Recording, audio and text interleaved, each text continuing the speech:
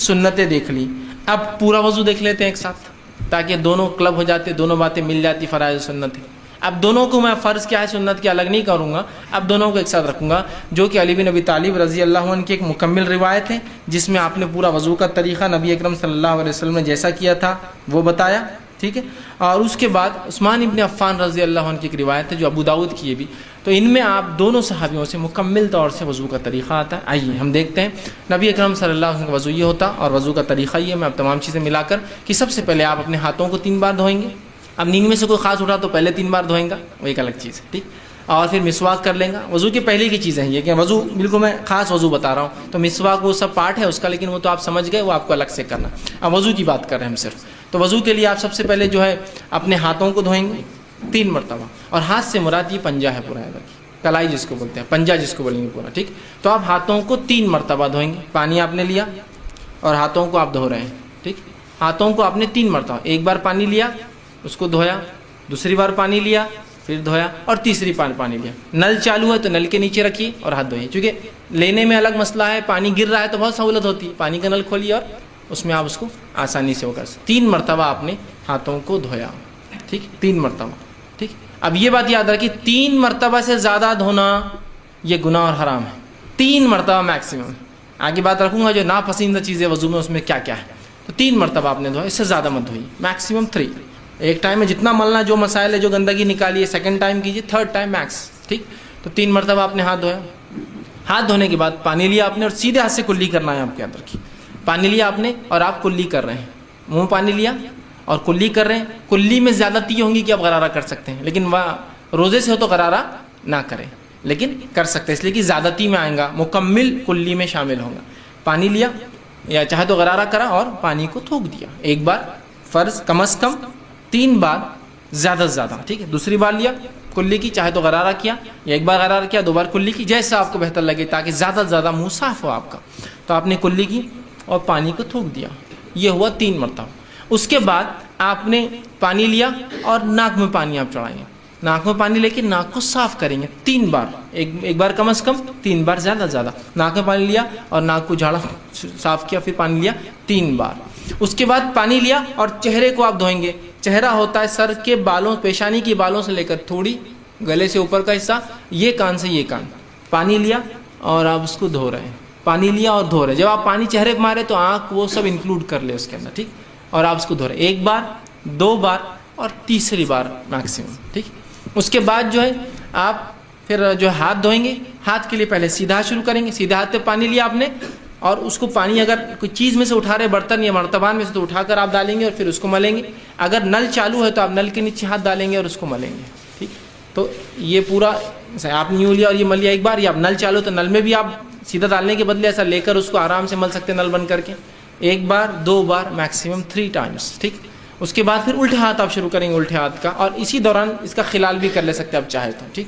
اس کو دھوئیں گے، ٹھیک، یہ ہوا دوسرا ہاتھ۔ اس کے بعد آپ پانی لیں گے اور پانی لے کر مسح کریں گے۔ مسح کے لیے آپ پیشانی کے جو بال شروع ہوتے ہیں وہاں سے، جہاں تک ہم نے چہرہ دھویا تھا اس کے اوپر کا حصہ، بالوں سے پیچھے جائیں گے گدی تک اور پیچھے سے واپس آئیں گے۔ خواتین جو ہے چونکہ ان کی گردن کھلی نہیں ہوتی تو پیچھے جائیں گی گردن تک اور گردن سے واپس آ جائیں گی، مرد گردن تک جا کر پورا واپس آئیں گے، ٹھیک، واپس آئے اور اسی اسٹروک میں ایک ہی اس کے اندر جا کے آپ آئیں گے، اس میں پھر آپ کان کا خلال، دونوں کان میں انگلیاں ڈالی، اندر کے لیے یہ انگلی استعمال کریں گے شہادت کی اور باہر کے لیے دونوں انگوٹھے، ایک ہی اس میں دونوں کام کر رہے ہیں، ٹھیک ہے۔ تو سر کا مسح کے ساتھ ہی یہ ہوگا۔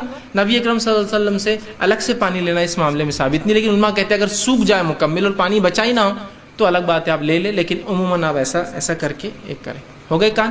اب کانوں کے بعد آپ کو جو ہے پیر پر آنا ہے آپ کی، اور پیر آپ پہلے سیدھا پیر دھوئیں گے، ٹخنوں کے پیچھے کا حصہ خاص طور سے یاد رکھیے سوکھا رہ جاتا ہے۔ آپ نے ایک صحابی کو دیکھا اور کہا احتیاط کیا کرو، یہ سوکھا رہ جاتا ہے، ٹخنوں کا پیچھے کا، سیدھے ہاتھ کے ایکسٹریم رائٹ، پیر کے پیچھے کے ایکسٹریم رائٹ کا اور الٹے پیر کے پیچھے کے ایکسٹریم لیفٹ کا سوکھا رہ جاتا ہے، تو اس کو اچھے سے آپ وہ کریں گے، اور ٹخنوں تک، ٹخنے مطلب انکلوڈ پورا اس کو دھوئیں گے، اور الٹے ہاتھ سے خلال انگلیوں کو پیروں کے بیچ میں صاف کریں گے، خلال کریں گے۔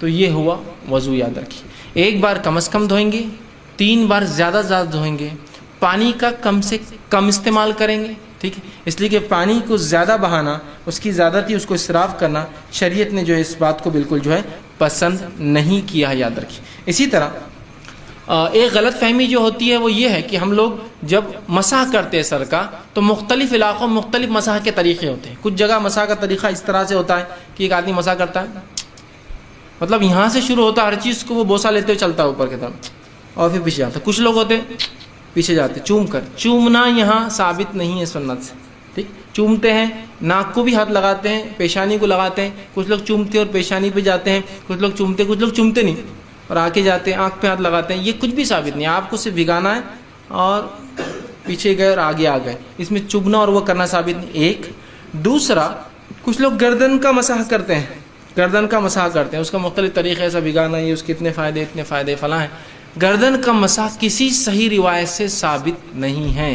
اس کے اپنے فائدے ہوں گے، فائدوں سے ہم کو انکار نہیں، اس لیے کہ جسم کو دھونے کے فائدے ہوتے ہی ہیں تو آپ الگ سے دھوئیے اس کو، آپ کو دھونا ہے تو. لیکن گردن کا اسپیشل مسح، ہاں گدی پہ جانے تک کچھ پانی چلے جائے کوئی مسئلہ نہیں، اسپیشل مسح کرنا یہ سنت سے ثابت نہیں ہے. کسی صحیح روایت سے گردن کا مسح کرنا ثابت نہیں ہے، یاد رکھیے. ٹھیک ہے. تو لہٰذا آپ پانی ہاتھ ڈالا، سیدھا ہاتھ کو لے گئے، واپس لایا، کانوں کا خلال کیا، یہ کام فنش. کوئی چبنا اور کوئی گردن کا مسح اس کے بعد ثابت نہیں. بہت سے لوگ یوں کر کے یوں جانے کے بعد ہر عبادت میں ان کو اپنی شک ہوتا ہے.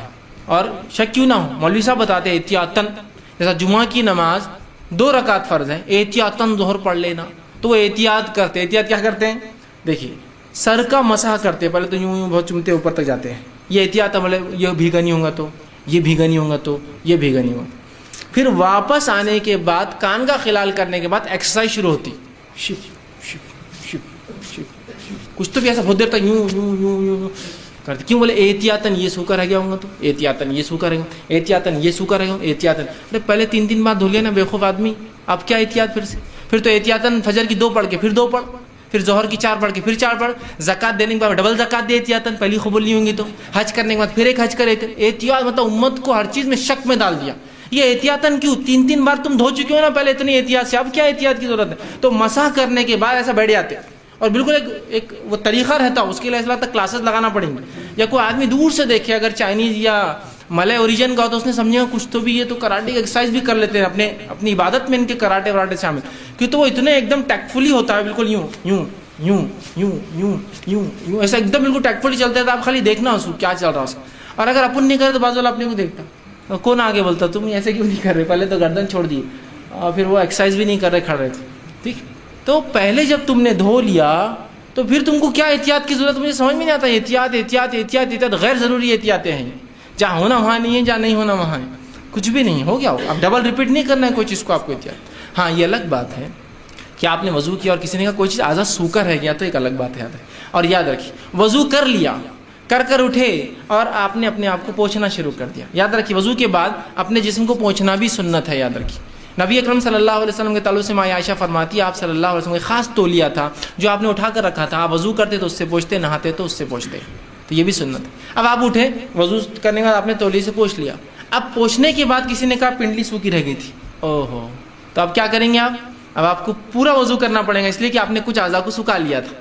اگر پورے اعضاء گیلے ہوتے اور آپ کھڑے ہوتے اور کسی کو کہتا پنڈلی رہ گئی، آپ کی کونی رہ گئی، چہرہ رہ گیا، فلاں رہ گیا، تو آپ فوراً بیٹھ کے اتنے حصے کو دھو لیتے تو وضو ہو جاتا. لیکن اگر وہ سوکھا رہ گیا، آپ اٹھ گئے اور ایک بھی اعضاء سوکھ گیا تو اس کے بعد آپ کو پھر سے وضو کرنا ہوگا. آپ سمجھے ایک صحیح روایت ثابت ابو داؤد کی روایت ہے، ایک صحابی اٹھے جن کے پنڈلی کے بارے میں آتا، دیکھیے وہ پنڈلی نہیں ہے، جو ٹخنے کے پیچھے کا حصہ ہوتا ہے، وہاں ناخن کے برابر ایک حصہ سوکھا تھا. جب آپ کو ان کو بتایا گیا تو آپ صلی اللہ علیہ وسلم فرمایا وضو پھر سے کر، چونکہ ان کے اعضاء سوکھ چکے تھے اتنے. چونکہ کیا ہوتا ہے جب آپ دیکھیے دھوئیں گے، ایک آدمی کام دھندے بزنس سے آیا، کام کاج سے آیا اور دھویا، اور جو حصہ نہیں دھلانا وہ بالکل وائٹ الگ چمکتا ہے، اور جب دھل گیا اس کا کلر چینج ہو جاتا ہے، تو کوئی پہچان سکتا ہے اس نے کونی برابر نہیں دھویا.